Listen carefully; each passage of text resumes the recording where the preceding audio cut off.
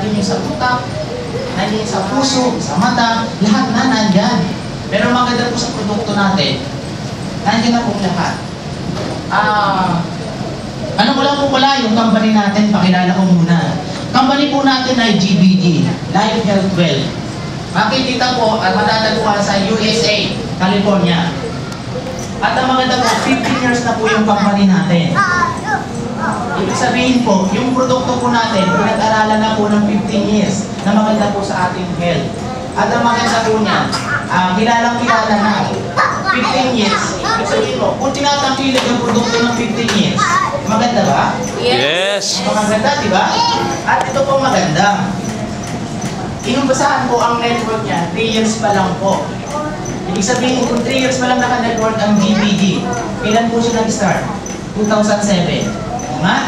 At ang maganda po niya, ang produkto po natin, very high ORAC value. Ano ba yung ORAC value? Oxygen Radicals Absorbance Capacity. Ibig po sabihin nun, tinitrace niya po yung mga mineral, kung tawagin po ay free radicals. Biruin nyo, saan ba nanggagaling mga free radicals? Sabihin mo lang, bakit? Saan ba maganda yung antioxidants? Antioxidants po maganda po sa cancer. Sino po ang gustong magka-cancer? Wala. Diba? Pag sinabing antioxidants, saan po maganda yan? Maganda po yan. Anti-aging. Ibig sabihin lang, kapag ininom po yung produkto natin, bababa po. It's true. Parang sanggol, no? Diba? Diba ba nagkakaedad? Mawala po. Mawala ang imay, diba? Parang bata.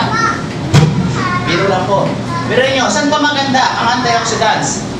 Anti-stress, anti-diabetic, anti-hypertension, anti-arthritis, lahat po na lang ng maganda sa ating katawan ng antioxidants, pinoprovide po ng antioxidants. Ngayon lang, bakit kailangan po ng antioxidants? Because exposed po tayo sa mga element na kung tawagin ay free radicals. Alam niyo po ba, ano ba yung free radicals? Free radicals is an